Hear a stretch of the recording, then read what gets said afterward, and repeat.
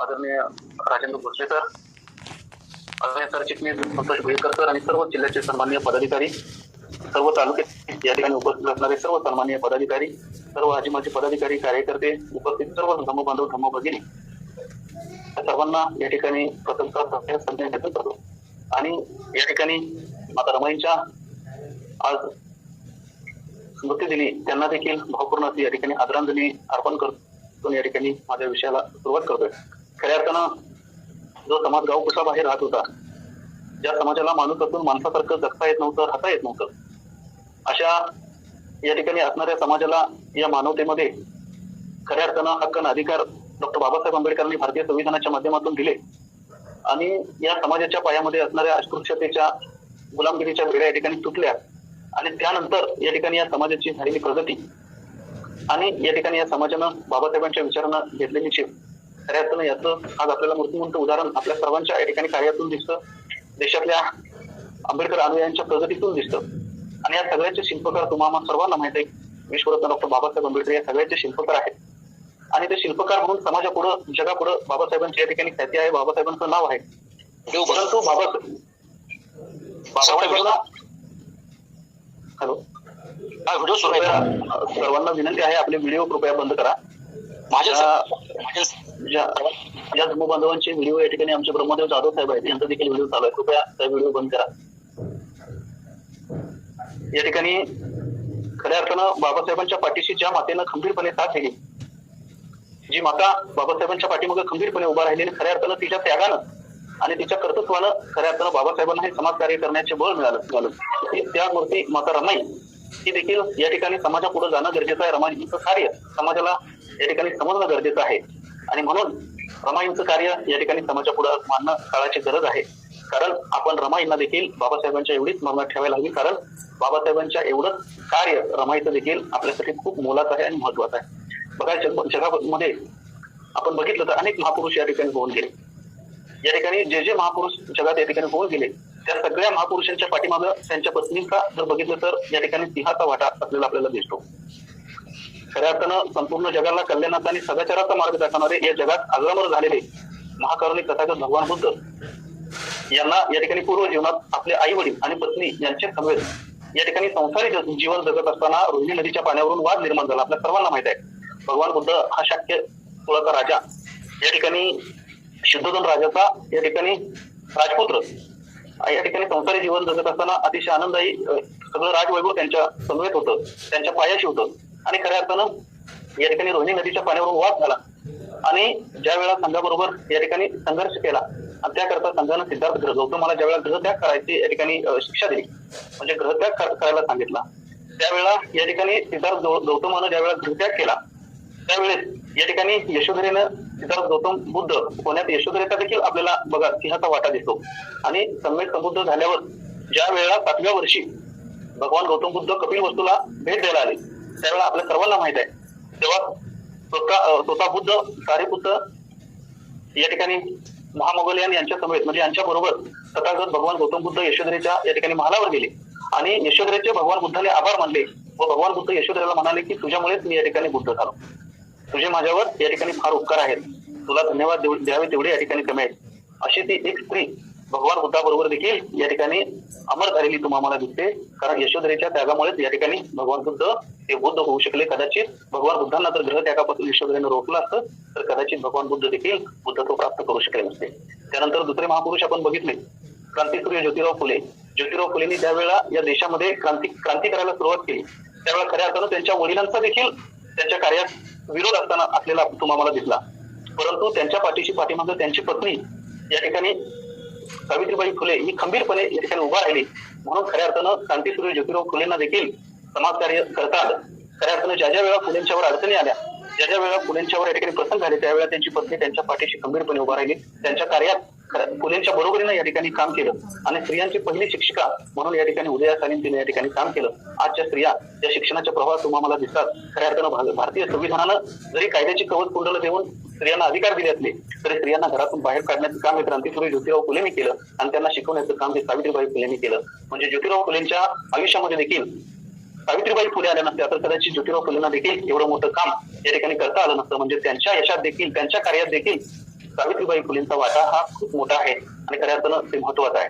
त्याचप्रमाणे तुम्हाला सर्वांचे उद्धारक विश्वरत्न डॉक्टर बाबासाहेब आंबेडकर यांच्या या ठिकाणी जीवनात या ठिकाणी थोर कार्यात सुशील आणि कर्तव्यदक्ष शालीनतेची आणि विनम्रतेची करुणेची मूर्ती माता रमाई या धर्मपत्नीचा या ठिकाणी बाबासाहेबांच्या आयुष्यात देखील त्यांच्या कार्यात देखील सिंहाचा वाटा आणि त्याग या ठिकाणी खऱ्या अर्थानं महान ठरलेला आहे. रमाईंच्या समर्पित या ठिकाणी जीवनामुळे डॉक्टर बाबासाहेब आंबेडकरांच्या जीवनाला, त्यांच्या कार्याला आणि त्यांच्या कर्तृत्वाला या ठिकाणी आकार आला व त्यांना प्रेरणा आणि गती मिळाली असं म्हटलं तर कदाचित वावगं ठरणार नाही. तिने आपल्या आयुष्यात क्षण क्षण आणि शरीराचा कण कण सदैव डॉक्टर बाबासाहेब आंबेडकरांच्या सत्कार्यासाठी या ठिकाणी वाहिलेला तो आम्हाला दिसतो, खर्ची घातलेला तो आम्हाला दिसतो. आणि म्हणून डॉक्टर बाबासाहेब आंबेडकरांच्या संसाराचा भार, डॉक्टर बाबासाहेब आंबेडकर हे आपल्या संसाराचा भार रमाईवर सोपवून समाज कार्यासाठी वडवासारखे या ठिकाणी बहुजन हिताचे कार्य करत होते. खऱ्या अर्थानं रमाई बाबासाहेबांचा संसार त्या ताकदीने आणि नेटाने या ठिकाणी चालवत होते आणि म्हणून बाबासाहेब आंबेडकर या ठिकाणी हे सगळं कार्य वादळासारखं या ठिकाणी करत होते. रमाईनं कधीही आपल्या पतीला या ठिकाणी समाज कार्यापासून अडवलं नाही, बाबासाहेबांना कधीही रोखलं नाही, कधीही बाबासाहेबांच्याकडे भांडली नाही, कधी बाबासाहेबांच्यावर उचली नाही आणि तिनं स्वतः या ठिकाणी उपाशी तपाशी जीवन जगली. तिला वेळेवर कधी कपडे मिळाले नाही, साडी चोळी मिळाली नाही, दागदागिने मिळाले नाही, तरीही पतीच्या समाजकार्यात रमा ही कधीही आडवी या ठिकाणी आलेली तुम्हाला दिसत नाही आणि म्हणून रमाई या ठिकाणी थोर आहे. अशी सर्वगुण संपन्न सद्गुणी आणि करुणामय माता रमाईचं जीवन या ठिकाणी इतिहासात ज्या ज्या थोर स्त्रिया होऊन गेल्या त्यामध्ये रमाईचं जीवन देखील या ठिकाणी खूप महत्वाचं आहे आणि म्हणून रमा ही बाबासाहेबांच्या या ठिकाणी कार्यकर्तृत्वाची या ठिकाणी तेवढीच भागीदार रमाई देखील आहे. तिच्या त्यागानं, तिच्या कष्टानं या ठिकाणी आपण सर्वजण घडलो. बाबासाहेबांना हे सगळं या ठिकाणी करता आलं. रमाईने खऱ्या अर्थानं आपल्या साऱ्या इच्छा, आकांक्षा, भावना, सुख आणि मनाचं बलिदान केलं आणि त्या बलिदानानं तिनं लाखो बहुजनांना आईचं प्रेम आणि ममता दिली आणि कोटी कोटी बहुजनांची ती या ठिकाणी रमाई महान आई ठरली. एवढंच नव्हतं तर आई जशी आपल्या बाळाची काळजी करते तशी रमाई डॉक्टर बाबासाहेब आंबेडकरांची काळजी करायची. रमाई डॉक्टर बाबासाहेब आंबेडकरांची या ठिकाणी सेवा करायची आणि अशा त्यागी, ममताळू आणि हळव्या मनाच्या या ठिकाणी रमाईचे जीवन आपण नेहमी या ठिकाणी वाचलं पाहिजे. ज्यावेळा या ठिकाणी रमाईचा कोणत्याही प्रकारचा प्रसंग आपण डोळ्यासमोर घेऊ, रमाईचं कार्य डोळ्यासमोर घेऊ, त्यावेळेला खऱ्या अर्थानं आपल्या हृदयाला पीळ पडतो. कारण कितीतरी मोठा त्याग आणि कितीतरी सहनशीलता, कितीतरी महानता याचं खऱ्या अर्थानं मूर्तिमंत उदाहरण या ठिकाणी माता रमाई आहे. खरोखरच तिच्या कार्याला तोड नाही. त्यांचं जीवन वाचताना, ऐकताना आपलं मन भरून येतं. याचं कारण असं आहे की तिनं आपलं सर्वस्व बाबासाहेबांच्यासाठी बहाल केलं. तिनं आपलं सर्वस्व बाबासाहेबांना दिलं, बाबासाहेबांच्या कुटुंबाला दिलं, बाबासाहेबांच्या संसाराला दिलं, बाबासाहेबांच्या पाठिंब्याला दिलं आणि म्हणून या ठिकाणी तुम्ही आम्ही घडलेलो या ठिकाणी आज दिसतो. खऱ्या अर्थानं त्या रमाईचा जन्म दापोली तालुक्यामध्ये रत्नागिरी जिल्ह्यामध्ये 7 फेब्रुवारी 1998 या ठिकाणी वनंद सारख्या खेडेगावात या ठिकाणी झाला. आपल्या सर्वांना माहित आहे 7 फेब्रुवारी रमाबाई आंबेडकर यांची जयंती आणि रमाईंचा जन्म हा 7 फेब्रुवारी 1998 दुर्गमखेडात या ठिकाणी झाला. वनंद एक छोटंसं गाव आहे. या गावात या ठिकाणी 51 बौद्ध समाजाची घरं होती आणि खऱ्या अर्थानं वनंद हे मागासलेलं खेडेगाव होतं. या गावात या ठिकाणी अनेक जाती धर्माची लोक राहत होती आणि अशा या खेडेगावात या ठिकाणी रमाईचा जन्म झाला आणि त्या गावात भिकू दामू धोत्रे यांचं कुटुंब होतं. भिकूच्या पत्नीचं नाव म्हणजे रमाईंचे वडील हे या ठिकाणी भिकू धोत्रे, या भिकू धोत्रेचं ते कुटुंब होतं आणि भिकू धोत्रेच्या पत्नीचं नाव तर रुक्मिणी होतं. परंतु लोक आणि भिकू देखील त्या रुक्मिणीला या ठिकाणी तिला रखमा म्हणत. खऱ्या अर्थानं पूर्वी त्यावेळेला ज्या भिकू धोत्रेच्या कुटुंबामध्ये ही दोघं राहत असताना भिकू धोत्रे आपल्या पत्नीला या ठिकाणी रखमा म्हणत असत. त्याचबरोबर गावचे लोक देखील या ठिकाणी तिला रखमाच म्हणत असत. वनंदगावच्या या ठिकाणी गावकुसा बाहेरच्या वस्तीत राहणार हे या ठिकाणी भिकू धोत्रे यांचं कुटुंब दिवसभर या ठिकाणी काबाड कष्ट करून कसं तरी आपलं या ठिकाणी कुटुंबाचा उदरनिर्वाह करत होतो. खऱ्या अर्थानं अतिशय गरिबीची भिकू धोत्रेंची परिस्थिती होती. अतिशय काबाड कष्ट करावं लागत होतं आणि आपल्या कुटुंबाचा उदरनिर्वाह या ठिकाणी ते कुटुंब अतिशय कष्ट करून या ठिकाणी करत होतं आणि या ठिकाणी अशा निर्धन आई बाबाच्या पोटी या ठिकाणी रमाईचा या ठिकाणी जन्म झाला. या रोग संपन्न बालिकेचा या ठिकाणी जन्म झाला. भिकू धोत्रेने त्यावेळेला ते कुटुंब जे होतं, भिकू धोत्रेचं कुटुंब होतं हे दैववाद मानणार होतं. त्यामुळं या ठिकाणी भिकू धोत्रेनं गावातील ब्राह्मणाकडून आपल्या मुलीच्या जन्मानंतर जन्मपत्रिका आणि तिचं नाव काय ठेवावं हे काढून आणलं आणि त्या ब्राह्मणानं, त्या जोशीभावानं त्या मुलीचं नाव, तिची वेळ आणि काळ आणि नक्षत्रावरून भगीरथी हे नाव ठेवण्यास सांगितलं. म्हणजे रमाईचं या ठिकाणी त्या ब्राह्मणानं भगीरथी हे नाव ठेवण्यास सांगितलं. त्या ब्राह्मणाने दक्षिणा घेऊन तिचं या ठिकाणी भविष्य सांगितलं. या ठिकाणी तुमची मुलगी भाग्यवान आहे, तिला जीवनात काही कमी पडणार नाही असं सांगितलं. भिकूला म्हणजे रमाईच्या वडिलांना या ठिकाणी खूप बरं वाटलं, भिकूला फार बरं वाटलं, आनंद झाला कारण तेव्हा या ठिकाणी लोकांचा, त्यावेळच्या लोकांचा या ठिकाणी पंचांगावर विश्वास होता आणि म्हणून भिकूला या ठिकाणी फार बरं वाटलं. भिकू धोत्रे हा या ठिकाणी भक्तिभाव बाळगणाराच माणूस होता, हा दैववाद मानणारा माणूस होता, भिकू अगोदरच या ठिकाणी भक्तिभावना जपणारा या ठिकाणी माणूस होता. तो पंढरपूरच्या विठ्ठलाचा भक्त होता. भिकू धोत्रेची झोपडी साधत होती, म्हणजे घर साधत होतं, पण घरात सर्वत्र या ठिकाणी स्वच्छता असायची. घराच्या समोर लहानसं अंगण होतं, मध्यभागी या ठिकाणी तुळशी वृंदावन होतं. घराच्या एका कोपऱ्यात पांडुरंग व रुक्मिणीचे फोटो ठेवलेले होते. रोज सकाळी भिकू आंघोळ करून या ठिकाणी देवापुढे अगरबत्ती लावून भक्तिभावाने पूजा करत होता. या ठिकाणी मी मगाशी सांगितलं की भिकू धोत्रे हा देव मानणारा या ठिकाणी व्यक्ती होता. ते कुटुंब देवावर भक्ती करणार होतं. हे पंढरीच्या विठ्ठलाचं या ठिकाणी भक्त असणारं कुटुंब होतं आणि त्यामुळे ते नित्यनेमानं पंढरीची वारी करायचे, त्या या ठिकाणी विठ्ठलाची पूजा अर्चा करायची. भिकू आषाढीला या ठिकाणी वारीला जायचा आणि रुक्मिणी आपल्या घरात सुख नांदावं म्हणून नित्य उपवास करत होते. म्हणजे रमाईची आई या ठिकाणी रुक्मिणी हे आपल्या घरात सुख नांदावं म्हणून या ठिकाणी उपवास करायची.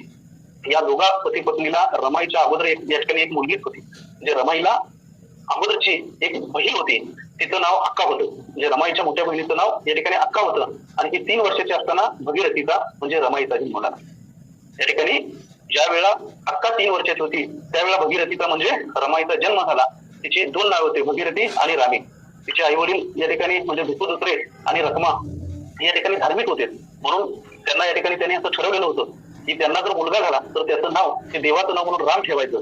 परंतु त्यांना या ठिकाणी मुलगी झाल्यावर त्यांनी या ठिकाणी ब्राह्मणांनी सांगितलं म्हणून भगीरथी ठेवले, परंतु ते राम ऐवजी रमाईला रामी या ठिकाणी म्हणायचे. आणि खऱ्या अर्थानं त्यांना ही रामी या ठिकाणी त्यांच्याकडे ज्या वेळेला जन्माला आली त्यावेळेला भिकू धोत्रे आणि त्यांची पत्नी ही देखील रमाईला रामी म्हणूनच या ठिकाणी हाक मारत होते. या ठिकाणी रमाई नंतर या दाम्पत्याला या ठिकाणी तिच्या जन्मानंतर या ठिकाणी या दाम्पत्याला तिसरी देखील मुलगीच झाली. तिचे नाव गौरा ठेवण्यात आले. म्हणजे रमाईंच्या नंतर या ठिकाणी भिकू धोत्रेंना आणि त्यांच्या पत्नीला या ठिकाणी तिसरी देखील मुलगीच झाली आणि तिचं देखील नाव या ठिकाणी गौरा या ठिकाणी ठेवण्यात आलं. आणि रमाईंना या ठिकाणी दुसरी बहीण झाली आणि खऱ्या अर्थानं त्यांना रुक्मिणीला आणि भिकू धोत्रेंना मुलगा हवा होता आणि तिसरी देखील मुलगी झाल्यामुळं ते कुटुंब या ठिकाणी ते दोघंही नाराज झाले. परंतु या ठिकाणी कुणाचं काही चालत नाही. पुढे या ठिकाणी त्यानंतर दोघांनी आपल्या गावातील ग्रामदेवत शंकराला या ठिकाणी नवस केलं. बघा ते कुटुंब भक्तीचं असल्यामुळं त्या रुक्मिणीनं आणि भिकू धोत्रेने या ठिकाणी आपल्या ग्रामदेवताला म्हणजे शंकराला या ठिकाणी नमस केलं की पुढच्या वर्षी जर मला मुलगा होऊ दे आणि जर तो मुलगा झाला तर या ठिकाणी मी तुमचा काहीतरी करेन, अशा पद्धतीचं तिनं या ठिकाणी तिथल्या ग्रामदेवाला नमस केलं. आणि योगायोगानं त्या दसरा यात्रेच्या अगोदर या ठिकाणी रुक्मिणीला आणि भिकू धोत्रेंना या ठिकाणी मुलगा झाला आणि खऱ्या अर्थानं त्यांची श्रद्धा झाली की शंकराच्या कृपेनं आपल्याला मुलगा झाला म्हणून त्या मुलाचे नाव देखील या ठिकाणी शंकर ठेवलं गेलं. त्याचं बारसं आणि नामकरण मोठ्या थाटात या ठिकाणी त्यांनी साजरा केला. रुक्मिणीला या ठिकाणी 3 मुली आणि 4था या ठिकाणी मुलगा झाला. अशी 4 अपत्य झाली. त्यामुळं घरात खाणारी या ठिकाणी माणसं वाढली, घरात खाणारी तोंडात या ठिकाणी वाढली. दारिद्र्यामुळे म्हणजे त्यांच्या असणाऱ्या गरीब परिस्थितीमुळे दारिद्र्यामुळे खाण्यापिण्याची या ठिकाणी हिरसाण होऊ लागली. त्यामुळे रुक्मिणीची तब्येत या ठिकाणी ढासळत चालली. खऱ्या अर्थानं खाणारी माणसं वाढली, मुलांचा खर्च वाढला आणि परिस्थिती गरिबीची असल्यामुळं या ठिकाणी रुक्मिणीची धावपळ होऊ लागली आणि त्यामुळे रुक्मिणीची तब्येत देखील या ठिकाणी ढासळत चालली. ती आजारी पडली. त्यांची मोठी मुलगी अक्का म्हणजे रमाईची मोठी बहीण अक्का तिचं त्यावेळेला या ठिकाणी लग्न झालं होतं आणि त्या काळी खऱ्या अर्थानं बघा त्या काळात फार कमी वयात या ठिकाणी मुला मुलींची लग्न होत होती आणि या ठिकाणी अक्का नंतरची मुलगी रामी गौरा शंकर 3 मुलांच्या बरोबरीनं ते दोघे या ठिकाणी संसाराचा गाडा रखमा आणि भिकू धोत्रे या ठिकाणी संसाराचा गाडा ओढत होते. भिकू धोत्रे या ठिकाणी दापोलच्या बंदरावर मच्छीच्या पाट्या वाहत असत. बंदरावर या ठिकाणी मच्छी वाहण्याचं काम भिकू धोत्रे करत होते आणि रखमा आपल्या पतीला हातभार लावण्यासाठी पहाटे उठून शेतात शेण आणि गोवऱ्या मिळून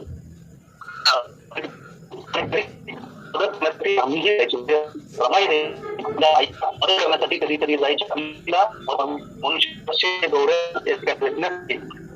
रुक्मिणी जायची आणि तिला मदत करण्यासाठी रामी देखील आई बरोबर हे सगळं कुटुंबाचा गाडा गरीब परिस्थितीतून आणि या ठिकाणी असताना आपल्या मुलांना जेवढे हा गाडा पुढे चालवत असताना या ठिकाणी शंकरच्या जन्मानंतर रुक्मिणीची तब्येत या ठिकाणी या संसाराचा भार होऊन खूपच खालावली. तिला या ठिकाणी औषध उपचार केले परंतु औषध उपचाराचा या ठिकाणी कुठलाही फरक तिच्यावर पडत नव्हता.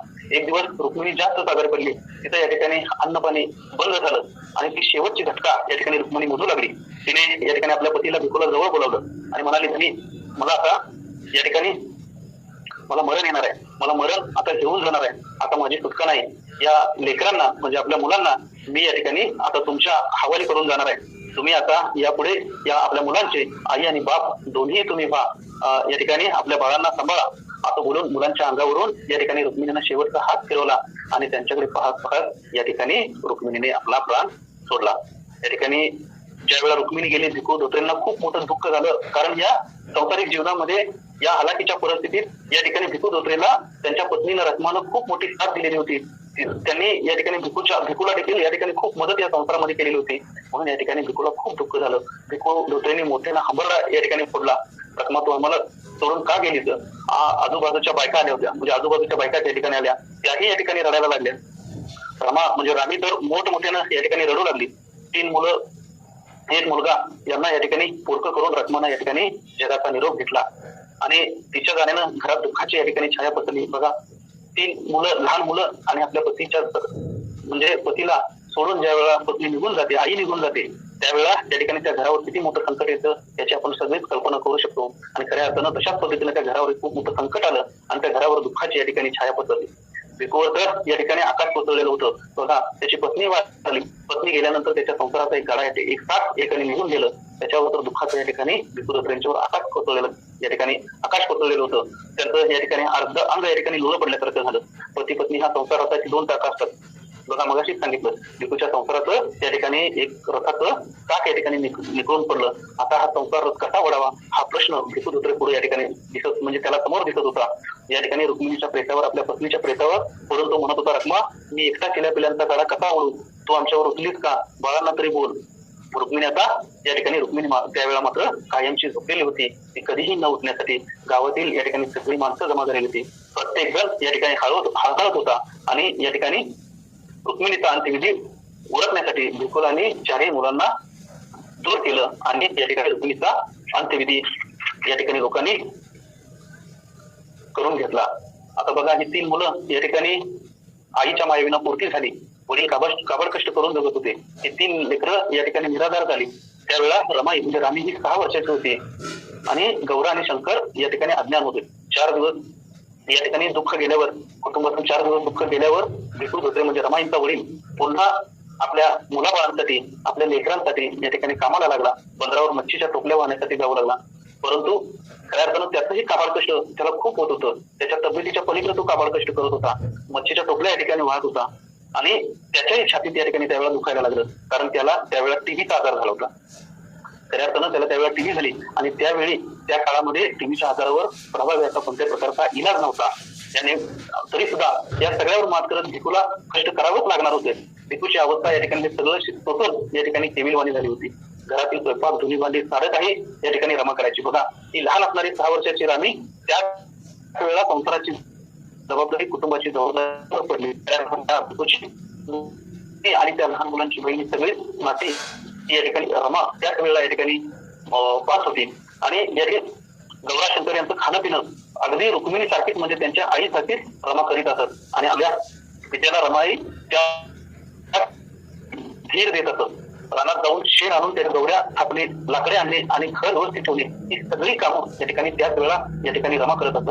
भिकू तिला म्हणजे भिकू आपल्या मुलीला रमाला घेऊन सांगताना म्हटला, ही माझी दुसरी रखमाच आहे. या ठिकाणी माझं हे बाळ खूपच गुणाचं आहे, शहाणासारखं या ठिकाणी काम करतं, शहाण्या माणसासारखं बोलतं. आणि खऱ्या अर्थानं भिकू धोत्रे दुःखाला तोंड देत कष्ट करत होता, तरीही काळ त्याची पाठ सोडत नव्हता. म्हणजे भिकू धोत्रे हे सगळं कष्ट करत, सहन करत या ठिकाणी कष्ट करत होता, तरी देखील काळ त्याची या ठिकाणी पाठ सोडत नव्हता. त्याचा आजार पण या ठिकाणी दिवसेंदिवस बळवत जात होतं. अनेक दिवस भिकू आजारी पडला, त्याचा आजार वाढला आणि रुक्मिणी गेल्यापासून भिकू या ठिकाणी खचला होता, मनानं खचला होता. पण या ठिकाणी त्याच्यावर 4 मुलांची जबाबदारी होती. तो सारं सहन करत होता. त्याची प्रकृती जास्तच खालावली. त्याला या ठिकाणी आपलं मरण जवळ दिसू लागलं, म्हणजे भिकूला देखील आपला मृत्यू या ठिकाणी जवळ दिसू लागला. आणि त्यानं आपल्या मोठ्या मुलीला, म्हणजे 2 नंबरच्या मुलीला, नवऱ्याचं अक्काचं मोठ्या मुलीचं लग्न झालं होतं, त्यांची 2 नंबरची मुलगी रामी, या रामीला त्यानं या ठिकाणी रमाला जवळ बोलवलं आणि भिकू म्हणाला, रामू तुझ्या आईने मला या ठिकाणी बोलावलं आहे. तुझी आई तुम्हा तिघांची जबाबदारी माझ्यावर सोपवून गेली होती. खऱ्या अर्थानं आईनं जातावेळी मी तुला सांगितलं होतं की मुलांचा आईही तुम्ही व्हा आणि मुलांचं बापही तुम्ही व्हा आणि मुलांना या ठिकाणी सांभाळा. म्हणून भिकू रमाला म्हणतो तुझी आई तुम्हा तिघांची जबाबदारी माझ्यावर सोपवून गेली होती, परंतु आता मी गौरा आणि शंकर या दोघांना या ठिकाणी तुझ्यावर सोपवत आहे. म्हणजे कोणावर सोपवत आहे? रामीवर सोपवत आहे. रामीचं वय देखील त्यावेळेला अतिशय कमी आहे. तूच आता या दोघांची आई आणि बाप हो आणि त्यांचा सांभाळ कर असं भिकू धोत्रे रमाईला सांगतात. रामाला म्हणजे रमाईला जवळ घेऊन या ठिकाणी भिकू धोत्रे हे सगळं या ठिकाणी सांगत होते आणि सांगता सांगता भिकूने या ठिकाणी प्राण सोडला. खऱ्या हातानं भिकू देखील गेला आणि या मुलांच्या डोक्यावरचं जसं मातृछत्र हरपलं तसं या ठिकाणी पितृछत्र पण हरपलं आणि मुलं पुरकी झाली. रामीनं या ठिकाणी मोठ्यानं हंबरडा पडला, बाबा आम्हाला कोण सांभाळेल, आईच्या पाठीमागे आम्हाला तुमचाच आधार होता असे म्हणजे असं म्हणून या ठिकाणी रामू रडू लागली. वस्तीतील सगळी माणसं या ठिकाणी हळूहळू जमा झाली. रामी गौरा शंकर ही भावंड या ठिकाणी रडत होते. शंकर आणि गौराला तर या ठिकाणी मरण म्हणजे काय, मृत्यू म्हणजे काय याचीच माहिती नव्हती, कारण ते एवढे या ठिकाणी लहान होते, अज्ञान होते. ती सगळी ती बाळ या ठिकाणी पोरकी झाली. आईचं दुःख विसरतात तोपर्यंत या ठिकाणी वडिलांच्या मृत्यूच्या दुःखाने त्यांना या ठिकाणी घेरलं. रामी तर या ठिकाणी मनात विचार करत होती, म्हणजे रमा मोठी असल्यामुळे मनात विचार करत होती आणि ती विचार करून करून थकली. तिला या ठिकाणी काय करावं हेच सुचत नव्हतं आणि तिची अवस्था या ठिकाणी काही सुचत नव्हतं आणि तिची अवस्था घालमेल झाल्यासारखी या ठिकाणी झालेली होती. आईच्या पाठीमागं वडिलांचं छत्र होतं, तेही गेलं. भिकूच्या मृत्यूची बातमी या ठिकाणी मुंबईत असणाऱ्या भिकूचा भाऊ या ठिकाणी त्याला कळाली. तो या ठिकाणी धावत आला. तसेच रुक्मिणीचा भाऊ म्हणजे रमाईचा मामा हा देखील गोविंदपूरकर हा सुद्धा या ठिकाणी मुंबईवरून आला. गोविंदपूरकर रत्नाचा भाऊ म्हणजे रमाईचा मामा गोविंदपूरकर हा या ठिकाणी पोलीस खात्यात नोकरी करत होता.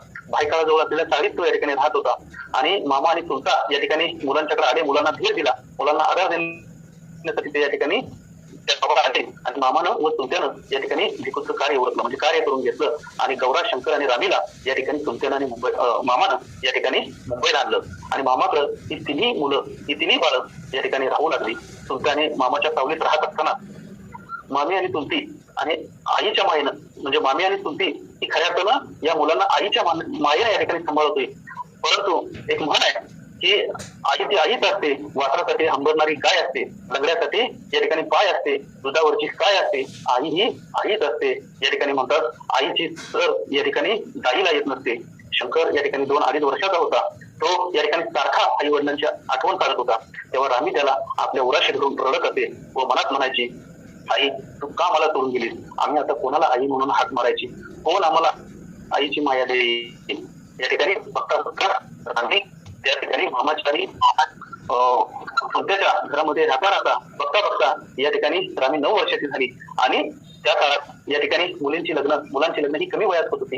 या ठिकाणी रामी 9 वर्षाची झाली आणि त्या काळी 8 आणि 9 वर्षात मुलींची लग्न व्हायची आणि 16 ते 18 वर्षात या ठिकाणी मुलांची लग्न व्हायची आणि रामी 9 वर्षाची झाल्यामुळे रामीच्या मामानं ठरवलं आणि चुलत्यानंही ठरवलं की आता रामीचं या ठिकाणी आपल्याला लग्न करायला हवे. म्हणजे रमाच्या मामानं आणि रामीच्या चुलत्याने या ठिकाणी रामीचं ती 9 वर्षाची झाली म्हणून तिचं लग्न करण्याचा या ठिकाणी निर्णय घेतला, लग्न करण्याचं ठरवलं. आणि खऱ्या अर्थानं त्याच वेळेला सुभेदार रामजी मौलवी सपकाळ डॉक्टर बाबासाहेब आंबेडकरांचे वडील आपल्याला माहित आहे. रामजी सपकाळ हे रत्नागिरी जिल्ह्यातील मंडणगड तालुक्यातील आंबडवे गावचे निवृत्त सुभेदार होते. रामजी सपकाळ हे आंबडवे गावचे म्हणजे रत्नागिरी जिल्ह्यातील मंडणगड तालुक्याचे या ठिकाणी निवृत्त सुभेदार होते आणि ते मुंबईला परळ येथे दबकचाळीत राहत होते. त्यांना देखील 3 मुली आणि 2 मुले असा परिवार होता.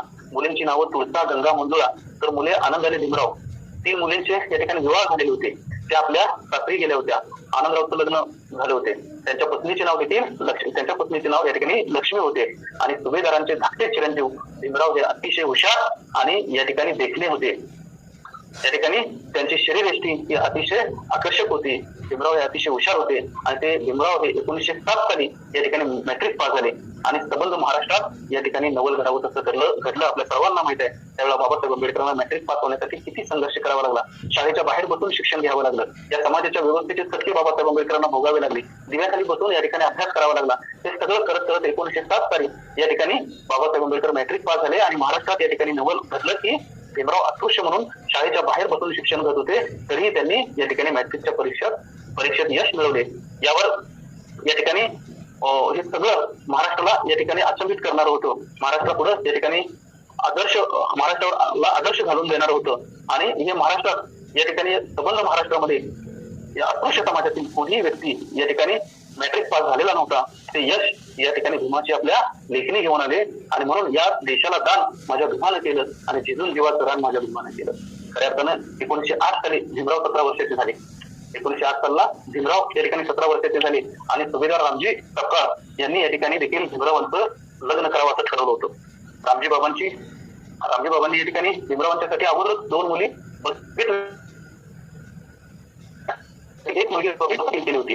एक दिवस रामजी सुभेदार या ठिकाणी भायखळा येथील बाजारात गेले. बाजारात रामजी सपकाळ या ठिकाणी गेलेले होते आणि त्यावेळेला रामीचे मामा गोविंद फुलकर हे देखील आपल्या भाचीला म्हणजे रामीला बाजारात आले होते. रामजी बाबांची आणि गोविंद फुलकरांची त्या भायखळ्याच्या बाजारामध्ये या ठिकाणी भेट झाली आणि रामजी बाबांनी गोविंद फुलकरांची या ठिकाणी विचारपूस केली. त्यावेळी रामजी बाबांची नजर गोविंद फुलकरांच्या बरोबर असलेल्या भाचीकडे त्यांच्या म्हणजे रामीकडे गेली आणि रामजी बाबांनी या ठिकाणी फुलकरांना विचारलं की मुलगी कोणाची. त्यावेळेला या ठिकाणी रामजी बाबांच्या नजरेत रामी पहिल्यांदा दिसली. रामी दिसायला अतिशय सुंदर रंगरूपानं देखणी होती. ती 9 वर्षाची होती आणि त्यावेळेला रामजी बाबांनी विचारल्यावर गोविंद फुलकरांनी रामजी बाबांना सांगितलं की ही माझ्या वनगावच्या या ठिकाणी बहिणीची मुलगी आहे. आई वडील वारले आहेत, ती माझ्याकडेच असते. रामजी बाबांना या ठिकाणी रामजी बाबांना रामी खूप आवडली. ही मुलगी आपल्या भीमाला ठरवावं असं रामजी बाबांच्या मनाला वाटलं आणि या ठिकाणी स्वतः रामजी बाबांनी गोविंद फुलकरांना या ठिकाणी बोलून पण दाखवलं आणि रामजी बाबा घरी आले. घरी येऊन रामजी बाबांनी आपल्या बहिणीला म्हणजे मीराबाईला सांगितलं की अक्का, मी आज एक मुलगी पाहिली. ती आपल्या भीमाला फार चांगली शोभणारी मुलगी आहे. मी तिला मागणी घालण्यासाठी जाणार आहे. म्हणजे रामजी बाबांना रामी खूप आवडली, तिला मागणी घालायसाठी मी या ठिकाणी जाणार आहे असं या ठिकाणी रामजी बाबा आपल्या बहिणीला मीरा अक्कांना सांगतात. मीरा अक्काला सांगतात आणि मीरा अक्का म्हणते या ठिकाणी तुम्ही रामजी बाबा तिला मागणी घालायला जाणार आहे. पण मीरा त्या म्हणाली, अरे अगोदर तुम्ही या ठिकाणी 2 पोरी बघितल्या, आतापर्यंत 2 मुली बघितल्या आहेत, त्याचं या ठिकाणी काय होणार आहे, त्याचं काय केलंय. त्यावेळेला रामजी बाबा म्हणतात ते काही नाही, मी आज बघितलेली मुलगी ती खूप छान आहे. मीराबाई या ठिकाणी म्हणाल्या की रामजी तुम्हाला जसं वाटतंय तसं करा बाबा. रामजी दुसऱ्याच दिवशी रामीच्या मामाच्या या ठिकाणी घरी गेले आणि रमाईचं म्हणजे रामीचं आणि आपल्या मुलाचं भीमरावचं या ठिकाणी रामजी बाबा लग्न ठरवून आले. लग्न ठरलं या ठिकाणी रिवाजाप्रमाणे मुलीकडं लग्न ठरलं आणि लग्न ठरल्यानंतर आता विवाह सोहळा कुठं साजरा करायचा याचं नियोजन या ठिकाणी चालू झालं आणि दोघांच्या संगनमतानं या ठिकाणी ठरलं की या ठिकाणी भायखळ्याच्या मच्छी मार्केटमध्ये या ठिकाणी रामीचा आणि भीमरावांचा विवाह करण्याचं ठरवलं. बघा, आज आपल्या मुलांची लग्न करत असताना आपण चांगल्यातला चांगला पाऊल बघतो, चांगले कपडे बघतो, या ठिकाणी चांगली व्यवस्था बघतो, पै पाहुण्यांची सगळी व्यवस्था बघतो. म्हणजे अतिशय सुंदर नियोजन व्हावं असा आपण संकल्प करतो. परंतु ज्या माणसानं तुमचा आमचा उद्धार केला, ज्या विधात्यानं तुमचा आमचा उद्धार केला, त्या विधात्यातून त्या मातेचं या ठिकाणी विवाह कुठं झाला तर या ठिकाणी भायखळ्याच्या मच्छी मार्केटमध्ये बाबासाहेबांचा आणि रमाईचा या ठिकाणी विवाह झाला. या ठिकाणी त्या मार्केटमधल्या कोळणी रात्री निघून गेल्यावर या ठिकाणी नवरीकडील वराडी एका कोपऱ्यात आणि नवऱ्याकडील वराडी एका कोपऱ्यात या ठिकाणी जमा झाले आणि त्यावेळेला लग्न लावण्यासाठी ब्राह्मण नव्हता आणि आपल्यातल्याच एका माणसानं या ठिकाणी त्यावेळेला तो लग्नाचा विधी पार पाडला. मंडळींची या ठिकाणी जेवणाची देखील व्यवस्था त्यावेळेला केली आणि त्यावेळेला त्या सुभेदारांची सुभेदारांची सून झाली आणि भीमरावांची या ठिकाणी पत्नी झाली आणि खऱ्या अर्थानं रमाई या सुखानं प्रतिशत्र भारावून गेली. ती रामजी सुभेदाराची सून झाली. भीमराव सारखा या ठिकाणी ज्ञानीपती मिळाला, या सुखानं रमाई भारावून गेली. पण रमाईच्या या ठिकाणी डोळ्यासमोर तिच्या या ठिकाणी आई वडिलांचं चित्र तिच्या डोळ्यासमोर दिसत होतं. या ठिकाणी आई वडिलांच्या मृत्यूने तिची अवस्था या ठिकाणी दुःखी झालेली होती. नवरीच्या रूपात आनंदाच्या वेळी म्हणजे त्यावेळेला रमाई नवरीच्या रूपात होती आणि तिच्या समोर खूप आनंद होता. तरी देखील त्या आनंदाच्या वेळी तिला आई वडिलांची खूप आठवण आली आणि तिच्या डोळ्यात या ठिकाणी अश्रू वाहू लागले. म्हणजे रमाईच्या डोळ्यात अश्रू वाहू लागले.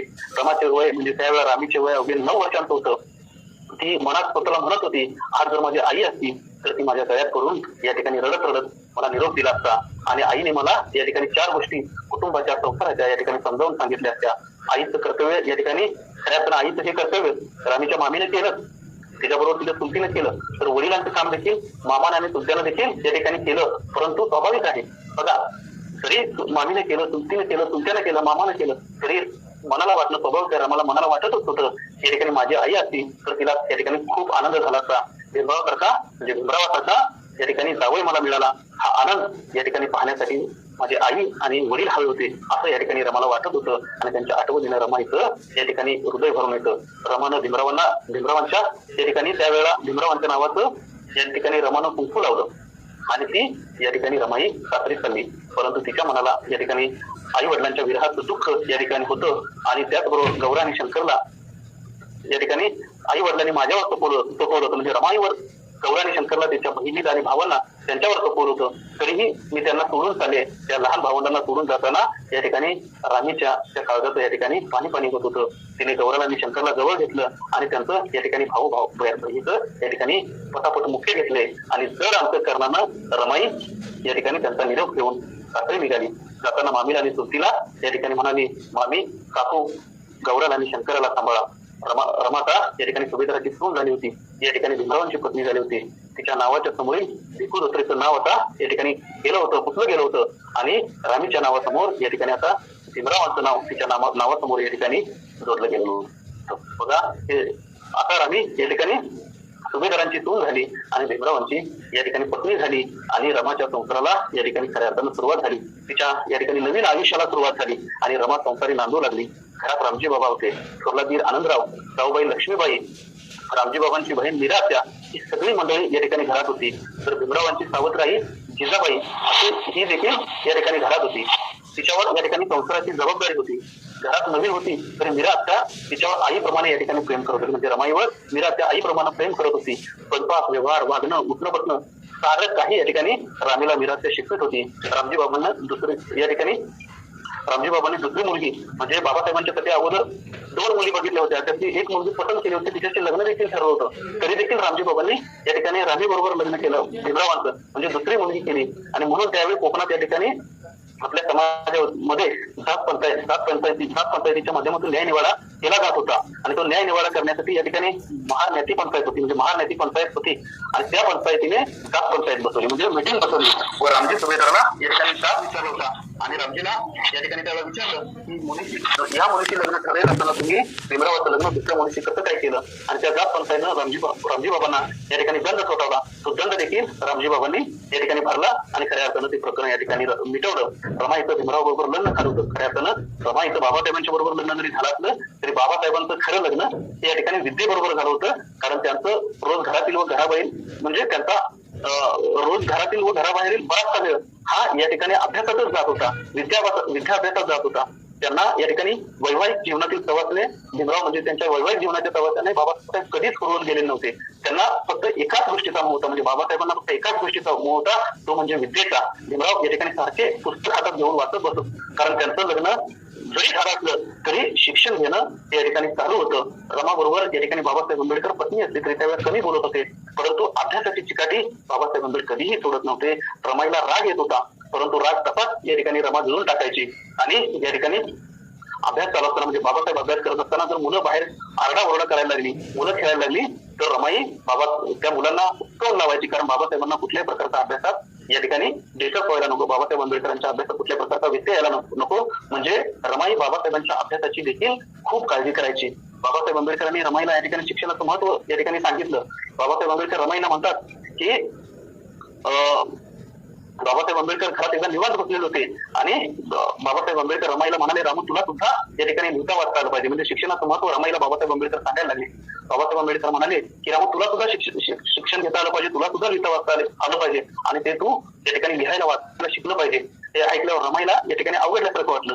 ती म्हणाली, बाबासाहेब आम्हाला बायकांना शिक्षणाची काय गरज, तुम्ही शिकलाय ते पुरं आहे, म्हणजे आम्हाला शिक्षणाची काय गरज आहे, आमचं काम आम्ही करतोय, आम्ही घर सांभाळतोय, तुम्ही शिकलाय तर बस झालं. त्यावर भीमराव आंबेडकर रमाईंना म्हणतात, रमा अगं तुला लिहिता वाचता आलं नाही तर कसं चालेल. रमा म्हणाली, बाबासाहेब तुम्ही वाचताय, तुम्ही लिहिताय, तुम्ही शिकताय, मग मला शिकायची, मला लिहायची, वाचायची काय गरज आहे.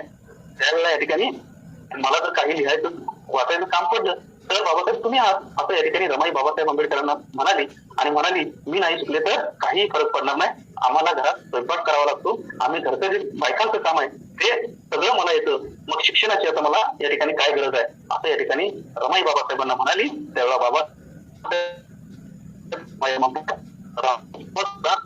आठवलं ते पत्र तू कोणाकडून तरी वाचून घेणार. रमाई म्हणते, मला कोण कशाला पत्र पाठवेल. तिला ठिकाणी पुढची कल्पना नव्हती, तिला माहिती नव्हतं की बाबासाहेब आंबेडकर बाहेर शिक्षणासाठी जाणार आहेत आणि त्यावेळेला त्यांना पत्र पाठवायची वेळ येणार आहे. म्हणून रमाई म्हणते की बाबासाहेब मला कोण पत्र पाठवणार आहे. या ठिकाणी हे सगळं बाबासाहेबांना मात्र कळत होतं, कारण त्यांना आपलं पुढचं ध्येय माहिती होतं त्यांनी म्हणजे बाबासाहेब आंबेडकरांना त्यांच्या पित्यानं रामजी बाबांनी या ठिकाणी शिक्षणाचं महत्व सांगितलं होतं. रामजी बाबांनी या ठिकाणी त्यांच्याकडून काही अपेक्षा ठेवल्या होत्या. बाबासाहेबांच्या बाबतीत रामजी बाबांच्या खूप इच्छा अपेक्षा होत्या. त्या अपेक्षा बाबासाहेब आंबेडकरांना पूर्ण करायच्या होत्या. म्हणून बाबासाहेबांना बाहेरच्या देशात जाऊन खूप शिकायचं होतं. आणि म्हणून बाबासाहेब म्हणतात की लोक म्हणतील की पती किती शिकला, किती लिहितो, किती वाचतो, आणि त्याची बायको मात्र अडाणी, तिला साधी 12 कडी सुद्धा येत नाही. जर या ठिकाणी लोक असं म्हणले तर ते तुला बरं वाटेल का? हा तुझा आणि माझा देखील अपमान आहे. माझ्यावर तुझं जर खरं प्रेम असलं तर रामू तू लिहायला वाचायला शिकलीस तर असं आंबेडकर रमा म्हणते, साहेब माझा अपमान झाला तरी चालेल, मला या ठिकाणी अपमान शिकायला लागलं तरी चालेल, पण साहेब तुमचा कुठल्याही प्रकारचा अपमान झाला नाही पाहिजे. आणि म्हणून तुम्ही म्हणताय ते बरोबर आहे. आता मी या ठिकाणी शिकणार आहे. मी शिकणार आहे यासाठी ते लिहायला वाच तुम्ही शिकवायला. बाबासाहेबांनी त्या ठिकाणी तुम्हीच मला लिहायला आणि वाचायला या ठिकाणी शिकवलं पाहिजे. मग बाबासाहेब म्हणजे आता कसं झालं, आज्ञा रचली आहे माझी. आणि मग बाबासाहेब रमाईला रोज लिहायला वाचायला शिकवू लागले. आणि त्यानंतर रमा चांगली या ठिकाणी लिहू आणि वाचू लागली. या ठिकाणी बाबासाहेबांना देखील आनंद झाला, भीमरावांना आनंद झाला.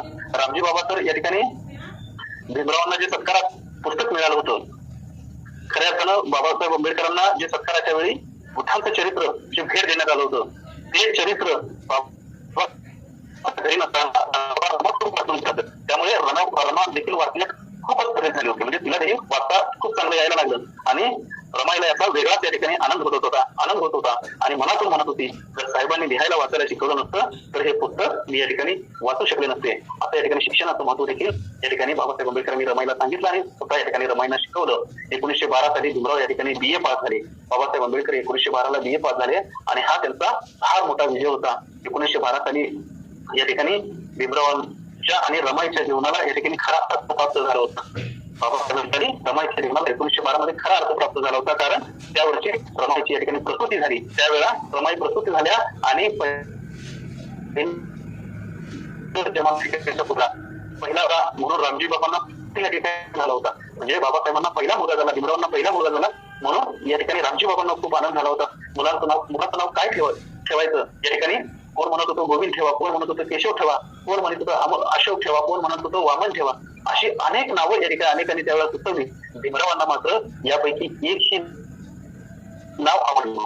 भीमरावांना यापैकी एकही नाव आवडलं नव्हतं. भीमरावांना यावेळी या ठिकाणी त्यावेळेला भीमरावांच्या मनात वेगळीच संकल्पना होती. भीमराव बाबासाहेब आंबेडकर हे महात्मा ज्योतिराव फुलेंना आपले गुरु मानायचे. आणि ज्योतिराव फुलेंना मूल नव्हतं म्हणून त्यांनी एका विधवेचं मूल दत्तक घेतलं होतं. आणि त्याचं नाव या ठिकाणी यशवंत महात्मा फुलेंनी ठेवलेलं होतं. आणि म्हणून बाबासाहेबांना देखील आपल्या मुलाचं नाव यशवंतच ठेवायचं होतं. बाबासाहेब रमाईला म्हणाले, रमा मी आपल्या मुलाचं नाव या ठिकाणी यशवंत ठेवणार आहे, तुला योग्य वाटेल का? तेव्हा रमाई म्हणली, बाबासाहेब तुम्ही या ठिकाणी तुम्ही ठेवताय तर ते योग्यच असणार. आणि म्हणून पहिल्या मुलाचं नाव यशवंत ठेवण्याचं या ठिकाणी नक्की झालं. रामजी बाबा देखील बाबासाहेबांना म्हणाले की भीमराव तू या ठिकाणी BA पास झाला, या यश संपादन केलं, त्या यशाचं प्रतीक म्हणून या ठिकाणी तू मुलाचं नाव देखील या ठिकाणी यशवंत ठेव. त्यानंतर या ठिकाणी बाबासाहेब आंबेडकर बडोद्याचे सरकार नरेश सयाजीराव गायकवाड यांनी बाबासाहेब आंबेडकरांना आपल्याला माहित आहे शिक्षणासाठी मदत केली होती. आणि त्या पद्धत या ठिकाणी त्यांच्या दरबारात नोकरी करावं असं ठरलं होतं. आणि त्याप्रमाणे त्यांना बाबासाहेब आंबेडकरांना सयाजीराव गायकवाडांच्या या ठिकाणी दरबारात नोकरी करण्यासाठी बोलवलं. आणि बाबासाहेब आंबेडकरांना त्या ठिकाणी नोकरीला जावं लागलं. कर्मानं या ठिकाणी बडोदा या ठिकाणी नोकरीसाठी गेली. आणि तिथे गेल्यावर त्यांच्या ठिकाणी वेगळा प्रश्न होता. म्हणजे बाबाच्या कार्यालयात मूल चालू झाली की तिथल्या लोकांना कळलं की मुंबईवरून येणारा हा अधिकारी आहे, हा या ठिकाणी जातीनं महार आहे. म्हणून तिथला शिपाई त्यांच्या अंगावर फायली फेकून द्यायला लागला. त्यांची पाण्याची व्यवस्था वेगळी केली, त्यांना बसण्याची व्यवस्था वेगळी केली. म्हणजे अस्पृश्य म्हणून या ठिकाणी तिथं देखील त्या दरबारामध्ये त्यांना या ठिकाणी त्रास देण्याचं काम या ठिकाणी तिथल्या काही लोकांनी केलं. खऱ्या अर्थानं बाबासाहेब आंबेडकरांना राहायला तिथं खोली मिळत नव्हती, राहायची सोय नव्हती. मग ते एका हॉटेलमध्ये या ठिकाणी नाव बदलून बाबासाहेब आंबेडकर राहू लागले. काही दिवसांना त्या हॉटेलवर लोक आली आणि त्या हॉटेल मालकाला बोलू लागले की तुम्ही या समाजाच्या माणसाला या ठिकाणी हॉटेलमध्ये ठेवलेलं आहे. आणि मग त्या हॉटेलवाल्यांना देखील बाबासाहेब आंबेडकरांना त्या हॉटेलमधून बाहेर काढलं आणि बाबासाहेब हॉटेलमधून नेले. आणि बाबासाहेब खूप ढाकाढाका झाले. बाबासाहेबांना खूप वाईट वाटलं. शिकल्यासोबत या ठिकाणी ही वेळ येत असेल तर माझ्या अडाणी समाजाच्या ठिकाणी काय होत असेल हे दुःख या ठिकाणी बाबासाहेबांना या ठिकाणी झालं. आणि ही अस्पृश्यता किती माणसाला ही मिळते या ठिकाणी बाबासाहेबांना त्या ठिकाणी अनुभव आला. त्याच वेळेला या ठिकाणी बाबासाहेब आंबेडकरांना या ठिकाणी भीमरावांना रामजी बाबा आजारी असलेल्याची बरोडीमध्ये तार मिळाली. रामजी बाबा खूप आजारी आहेत ते ऐकून खऱ्या अर्थानं बाबासाहेबांना आणखी दुःख झालं. त्यांनी कार्यालयात जाऊन म्हणजे त्यांच्या ऑफिसमध्ये जाऊन या ठिकाणी रजा घेतली आणि बाबासाहेब आंबेडकर गाडीला बसले.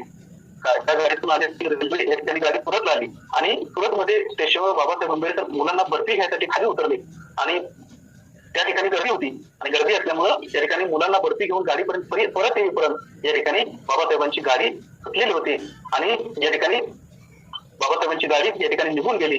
तिकडे रामजी बाबा खूप आदर आहेत. रामजी बाबा या ठिकाणी बाबासाहेबांची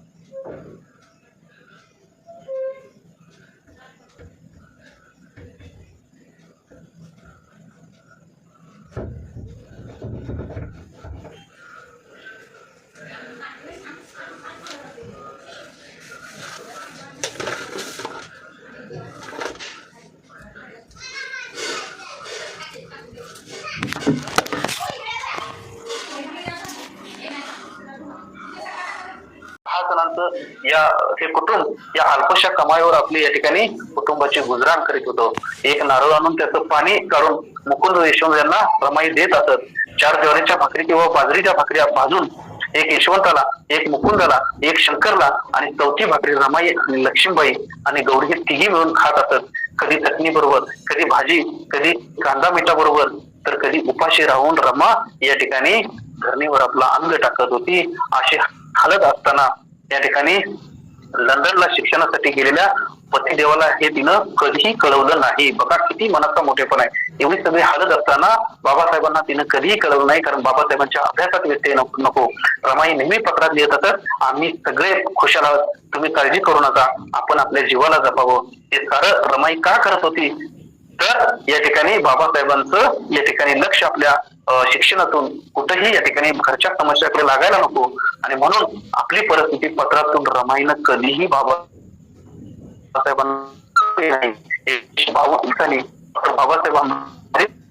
बातमी कळता रमाईला खूप आनंद झाला.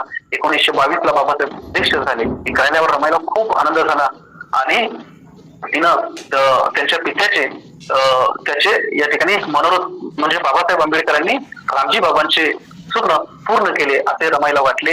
आणि खऱ्या अर्थानं डॉक्टर बाबासाहेब आंबेडकरांच्या यशात सगळ्यात जास्त ह्याचा वाटा खऱ्या अर्थानं कुणाचा असेल, तो या ठिकाणी रमाईचा होता. कारण रमाई संपूर्ण कुटुंब सांभाळत होती. पतीला संसाराची कसलीही अडचण आणि ती त्यांना श्रद्धापूर्वक या ठिकाणी विनम्रपणे त्यागाने साथ करत होती. हे साहेबांनी बऱ्याचदा कार्यकर्त्यांना या ठिकाणी कार्यकर्त्यांच्या बरोबर बोलताना या ठिकाणी मान्य केलं. आणि म्हणून या ठिकाणी रमाईचा बाबासाहेबांच्या या ठिकाणी यशात या ठिकाणी किती वाटा असलेला तुम्हाला आम्हाला दिसतो.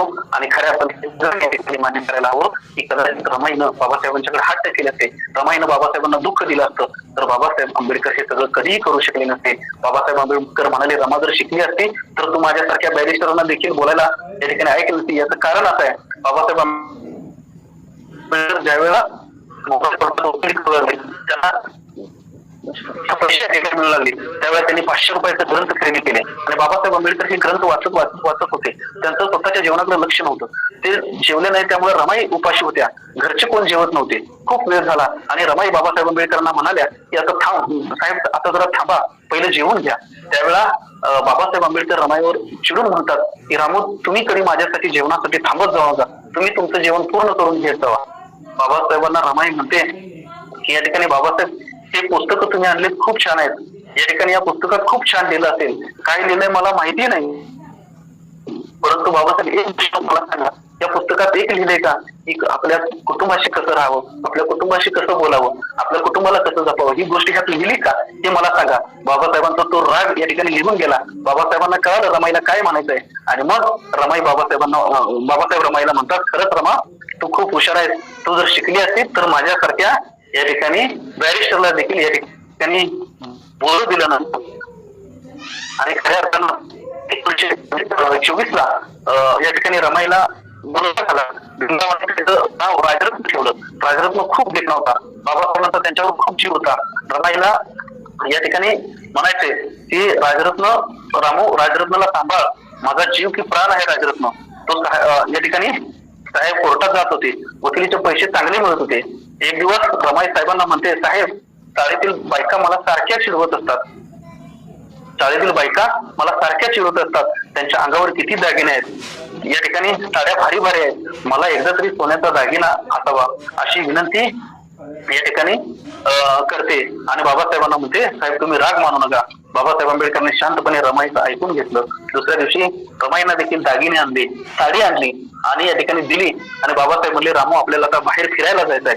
त्यावेळेला रमाईनं साडी घातली, दागिने अंगावर घातले आणि साईडचा कुंकवाचा करंडा शोधायला गेली, तर या ठिकाणी कुंकवाचा करंडा या ठिकाणी सापडत नव्हता. रमाई शोधत होती. बाबासाहेब म्हणले, रामू काय शोधते. त्यावेळेला रामू बाबासाहेबांना म्हणते, अहो माझा कुंकवाचा करंडा मला सापडत नाही. आणि त्यावेळेला बाबासाहेब म्हणतात, आता हे दागिने घातले, ती साडी घातली, पण तुला कुंकवाची काय गरज आहे. त्यावेळेला रमाई म्हणते, हे दागिने माझ्यासाठी महत्वाचे नाहीत, ही साडी माझ्यासाठी महत्वाची नाही, तर माझ्यासाठी माझं कुंकू महत्वाचं आहे. म्हणजे बाबासाहेब आंबेडकरांना या ठिकाणी रमाई बाबासाहेब आंबेडकरांना या ठिकाणी महत्वाचं म्हणते. त्याचबरोबर या ठिकाणी रमाचा व भीमरावांचा संसार या ठिकाणी अतिशय चांगला चालला होता. या ठिकाणी राजरत्नाच्या जन्मानं घरात आनंदाचं वातावरण या ठिकाणी होतं. पण त्या सुखाच्या दिवसाला देखील कोणाची तरी दृष्ट लागली आणि या ठिकाणी त्यांचा लाडका मुलगा, बाबासाहेबांचा लाडका मुलगा राजरत्न आजारी पडला. त्याला देखील या ठिकाणी निमोनिया झाला आणि निमोनियाचा उपचार करत असताना डॉक्टरच्या औषधानं या ठिकाणी कुठल्याही प्रकारचा फरक या ठिकाणी राजरत्नावर पडत नव्हता आणि हा आजार या ठिकाणी वाढत गेला. बाबासाहेब कोर्टात असताना एक वेळ राजरत्नाची तब्येत खालावली. रमाईनं या ठिकाणी आपल्या भाऊ शंकरला या ठिकाणी बाबासाहेबांना सांगण्यासाठी घालवलं. बाबासाहेब तड करता निघून आले, परंतु काही इलाज चालला नाही. या ठिकाणी राजरत्न देखील या ठिकाणी रमाईच्या मांडीवर या ठिकाणी गतप्राण झाला आणि बाबासाहेबांचा चौथा मुलगा देखील या ठिकाणी बाबासाहेबांच्या आयुष्यातून या ठिकाणी निघून गेला. त्याचबरोबर 1927 साल उजळलं आणि बाबासाहेबांची सामाजिक कार्य या ठिकाणी जोमानं चालू झाली. बाबासाहेब आंबेडकरांनी भारतात चौदार तळ्याचा सत्याग्रह केला. बाबासाहेब आंबेडकरांनी या ठिकाणी काळाराम मंदिराचा सत्याग्रह केला. बाबासाहेब आंबेडकरांनी मनुस्मृती दहन केलं. या ठिकाणी 1932 ला आपला गांधीजींचं प्राण वाचवले, पुणे करार झाला. ही सगळ्या गोष्टी करत असताना बाबासाहेबांची आंदोलनं, बाबासाहेबांच्या चळवळी उभारी घेत होत्या आणि त्यावेळेला बाबासाहेबांच्यावर अनेक जीव घेणे प्रसंग या ठिकाणी निर्माण होत होते. बाबासाहेबांना अनेक लोकांच्याकडून धमकी दिली जात होते. बाबासाहेबांच्या जीवावर काही लोक उठवत होते. परंतु रमाई हे सगळं बघत असताना रमाई अंतःकरणातून जळत होती. तिला खूप वेदना होत होत्या. या सगळ्यामध्ये माझ्या पतीचं काय होतंय की काय, माझ्या पतीला काय म्हणजे माझ्या पतीच्या प्राणावर कोण उठतंय का, माझ्या पतीचा प्राण कोण घेते का, त्या सगळ्याची चिंता या ठिकाणी रमाईला या ठिकाणी भेडसावत होती. पुणे कराराच्या वेळेला तर रमाई खूप दुःखात होती. या ठिकाणी तिला टेन्शन होतं. ज्यावेळेला या ठिकाणी चौदार तळ्याचा सत्याग्रह झाला त्यावेळी देखील रमाईनं बाबासाहेबांना सांगितलेलं होतं की चौदार तळ्याच्या सत्याग्रहाला आम्हाला येत आहे, पण लोक कार्यकर्ते बाबासाहेबांना बाहेरूनच सत्याग्रहाला घेऊन आले, त्यामुळे रमाई येऊ शकली नाही. रमाई मुंबईत खूप टेन्शन मध्ये होती की बाबासाहेबांचं काय होतंय. सत्याग्रह झाला, व्यवस्थित पार पडला. शंकर मुंबईला गेला. रमाईनं सांगितलं की ताई, आपल्या साहेबांनी या ठिकाणी खूप मोठं तिथं भाषण केलं, सत्याग्रह केला आणि समाजाची लोक साहेबांची ढाल म्हणून या ठिकाणी साहेबांच्या समोर उभा होती, साहेबांच्या रक्षणासाठी उभा होती, साहेबांना खूप आदर देत होती. हे रमानं ऐकलं आणि या ठिकाणी रमाईला देखील खूप बरं वाटलं आणि या ठिकाणी ती या सगळ्या गोष्टी स्वतः या ठिकाणी सहन करत होती. ती कोणाजवळ बोलूही शकत नव्हती. ती साहेबांची असणारी घालमेल तिला या ठिकाणी अस्वस्थ करत होती. 1930 साली या ठिकाणी सायमन कमिशनच्या शिफारशीनं या ठिकाणी भारताची घटना लिहिण्यासाठी इंग्रज सरकारनं बाबासाहेब आंबेडकरांना गोलमेज परिषदेला बोलवलं. त्यावेळेला रमाईंची या ठिकाणी तब्येत खालावलेली होती. रमाईंची तब्येत खालावलेली असताना रमाईंना सोडून जायचं कसं, बाबासाहेबांना प्रश्न होता. मग रमाईंना कुठंतरी ठेवायला हवं म्हणून बाबासाहेब आंबेडकर ते विचारत असताना या ठिकाणी वराळी गुरुजींचा आश्रम जो धारवाडला कर्नाटक मध्ये होता, त्या आश्रमात बाबासाहेबांनी वराळी गुरुजींना सांगितलं की रमाईला हवा पालटण्यासाठी या ठिकाणी त्या आश्रमात तुम्ही घेऊन जावा.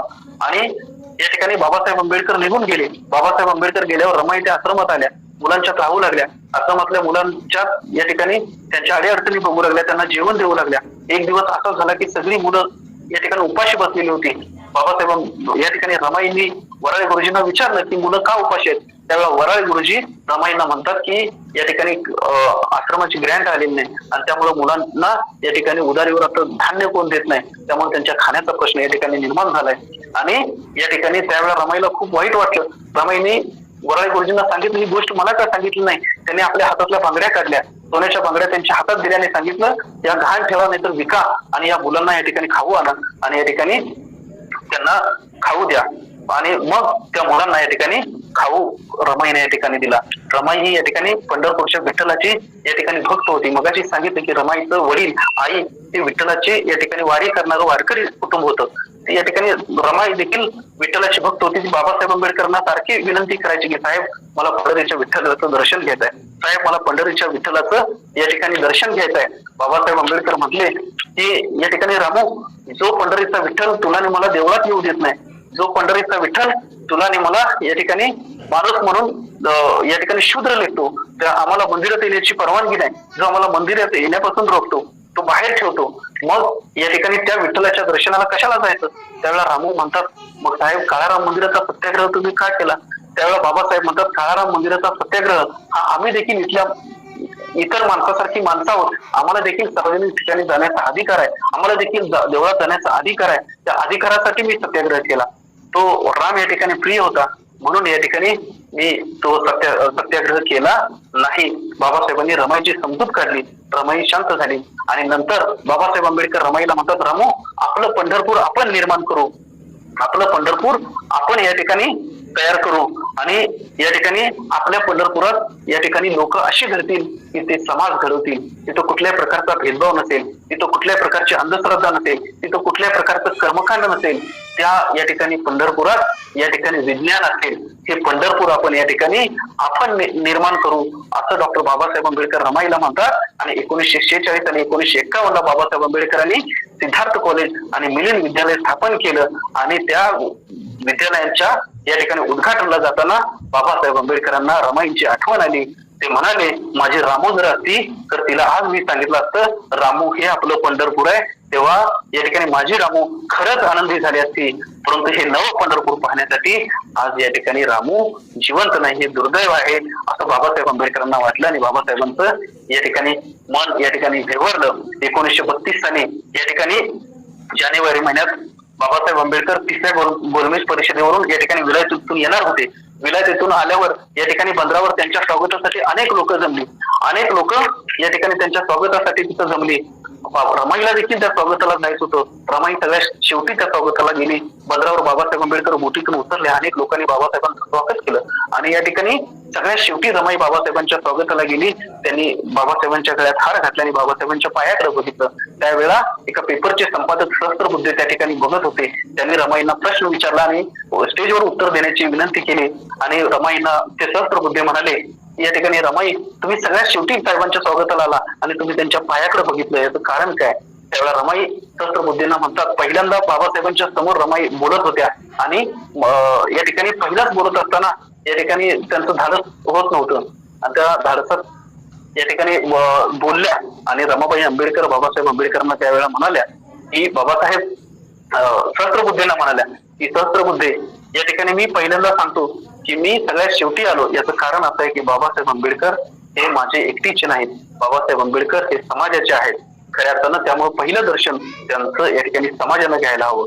आणि दुसऱ्या प्रश्नाचं उत्तर आहे की तुम्ही या ठिकाणी मला विचारलं की त्यांच्या पायाकडे का बघितलं, नजरेत डोळ्यात डोळं घालून का बघितलं नाही, नजर वरती का केली नाही? तेव्हा रमाबाई आंबेडकर बाबासाहेब आंबेडकरांना म्हणतात, म्हणजे सहस्त्रबुद्धेंना म्हणतात की तुम्हाला माहिती आहे की माझ्या नवऱ्यानं या ठिकाणी या समाजाच्या उद्धाराचं कंकण आपल्या हातामध्ये घातलेलं आहे आणि या कंकणाला पत्नी म्हणून माझी देखील नजर लागू नये म्हणून मी बाबासाहेबांच्या या ठिकाणी डोळ्यात डोळे घालून या ठिकाणी बघितलं नाही. म्हणजे बघा रमाईंची केवढी मोठी इच्छा होती की बाबासाहेबांनी या समाजासाठी काहीतरी करावं, या समाजासाठी या ठिकाणी खूप शिकावं, समाजाला या ठिकाणी न्याय देण्याचं काम करावं हे रमाईला देखील वाटत होतं. म्हणून पावलोपावली रमाई बाबासाहेबांना या ठिकाणी मदत करत होती. 1931 साली हिंदू कॉलनीत या ठिकाणी बाबासाहेब आंबेडकरांनी राजगृह या ठिकाणी निर्माण केलं. त्या राजगृहाच्या उद्घाटनाला देखील पोयबावडीतल्या महिला या ठिकाणी रमाईंना बोलवल्या आणि ते उद्घाटन करत असताना बाबासाहेब या ठिकाणी त्या उद्घाटनाला थांबलेली होती आणि बाबासाहेबांची ओवाळणी रमाईने केली. तुम्हाला मला सर्वांना माहित आहे या ठिकाणी बाबासाहेब आंबेडकरांनी पुस्तकासाठी हे घर या ठिकाणी बांधलं. पुस्तकासाठी हे घर बांधलं. बाबासाहेब आंबेडकरांनी पुस्तकासाठी राजगृह निर्माण केलं आणि या ठिकाणी त्या राजगृहामध्ये रमाई आतमध्ये गेल्या. मध्येच या ठिकाणी रामजी बाबांचा या ठिकाणी फोटो ठेवलेला होता. त्या रामजी बाबांच्या फोटोंना रमाईंनी बाबासाहेबांनी या ठिकाणी वंदन केलं आणि या ठिकाणी त्या घरात प्रवेश केला. त्यावेळेला पोयबावडीतल्या अनेक महिला रमाईंच्या या घराच्या उद्घाटनासाठी गृहप्रवेशासाठी रमाईने बोलवल्या होत्या. रमाईने त्या महिलांना सांगितलं की माझी तब्येत आता बरी नसते, मला आता तिथं पोयबावडीमध्ये येणं शक्य होणार नाही, त्यावेळेला तुम्ही या राजगृहामध्ये माझ्या भेटीसाठी येत जा, तुम्ही या ठिकाणी येत जा असं रमाईनं या ठिकाणी तिथल्या महिलांना सांगितलं. आणि या ठिकाणी रमाईनं सांगितलं की आमची प्रगती झाली, आम्ही आज नवीन घरामध्ये आलो आणि खऱ्या अर्थानं रमाई राजगृहात आली आणि मग रमाईची तब्येत हळूहळू या ठिकाणी खालावत गेली. रमाई डबकताळीतून दादरच्या हिंदू कॉलनीत आली होती. घरात सारं काही सुख त्यावेळेला होतं, त्यांची तब्येत मात्र रमाईची ढासळली. तब्येत या ठिकाणी त्यांना साथ देत नव्हती. बाबासाहेबांनी आपल्या समाजाच्या उद्धाराचं कार्य बाबासाहेबांनी हातात घेतलं होतं आणि ते कार्य हाती घेतल्यामुळं त्यांना रमाईकडे लक्ष देण्यासाठी विशेष असा वेळ देता येत नव्हता. साहेबांनी रमाईवर उपचार करण्यासाठी मोठमोठे डॉक्टर आणले, अनेक औषध उपचार केले, परंतु काळाच्या मनात काहीतरी वेगळंच होतं आणि त्याला इलाजही नव्हता. रमाईला या ठिकाणी साहेबांची चिंता तर होतीच, त्याचबरोबर माझ्या यशवंताचं कसं होईल. 4 मुलं अल्पशा या ठिकाणी आयुष्यात मरण पावली.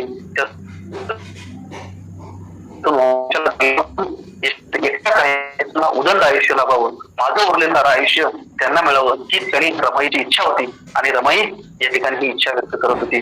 आणि अंतिम क्षणी साहेब या ठिकाणी विरारला सभेला निघालेले होते. खऱ्या अर्थानं साहेब विरारला सभेला निघालेले असताना या ठिकाणी साहेबांनी कपडे घातले, साहेबांनी आपली बॅग भरली आणि साहेबांची मोटार बंगल्याच्या राजगृहाच्या बाहेर येऊन थांबली.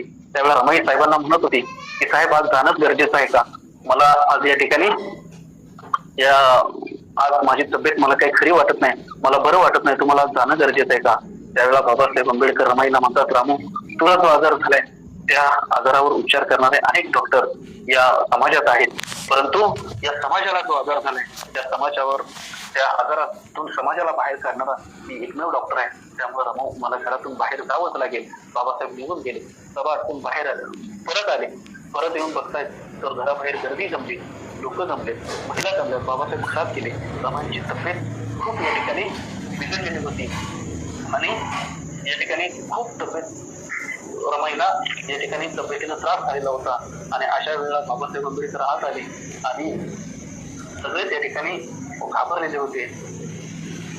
त्या ठिकाणी बाबासाहेबांनी रमाईच्या जवळ गेले आणि बाबासाहेब आंबेडकर रमाईला म्हणतात, या ठिकाणी काय होते रमा?